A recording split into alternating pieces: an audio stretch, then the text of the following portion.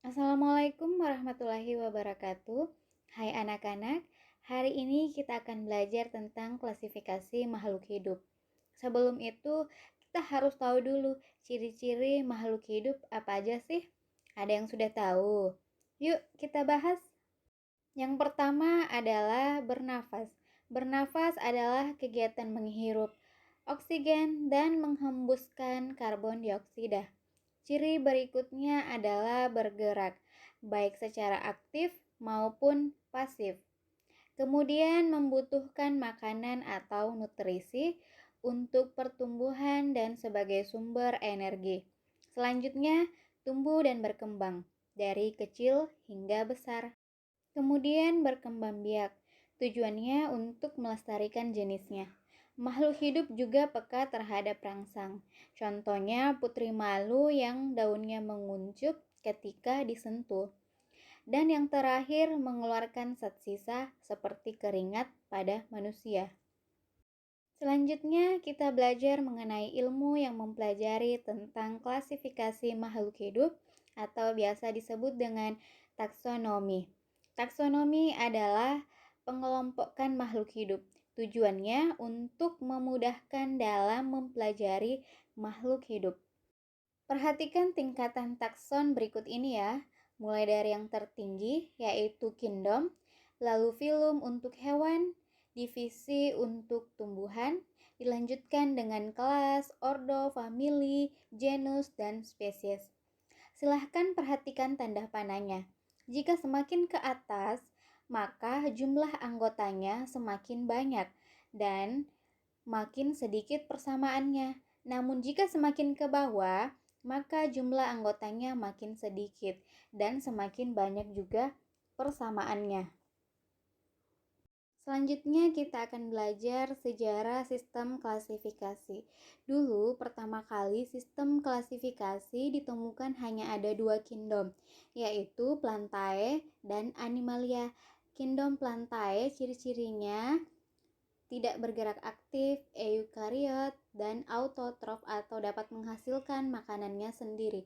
Sedangkan kingdom Animalia ciri-cirinya bergerak aktif, eukariot, dan heterotrof atau tidak dapat menghasilkan makanan sendiri.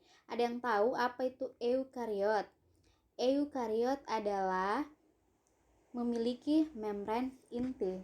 Seiring perkembangan ilmu biologi, ditemukanlah perbedaan ciri antara fungi dan plantae, sehingga fungi dipisahkan ke dalam kingdom yang berbeda.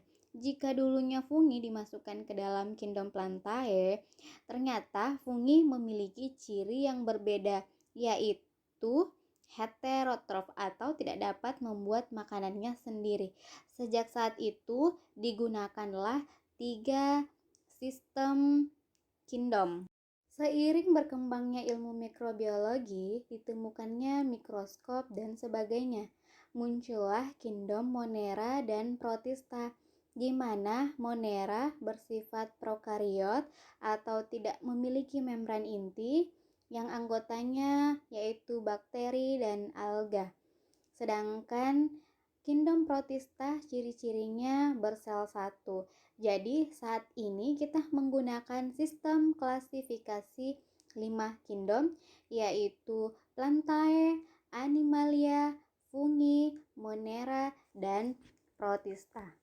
Adapun anggota pada kingdom Plantae yaitu tumbuhan lumut yang termasuk ke dalam tumbuhan tidak berpembulu karena tidak bisa dibedakan mana akar, batang, dan daunnya.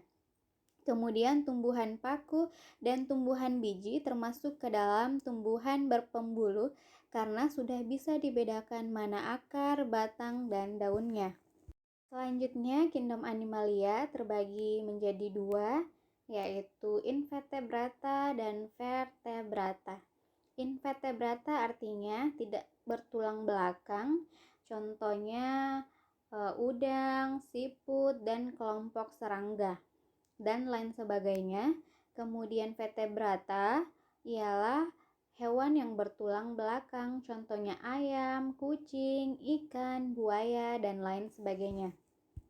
Selanjutnya, anggota yang termasuk ke dalam kingdom Monera ada bakteri, alga. Jadi alga di sini contohnya adalah rumput laut.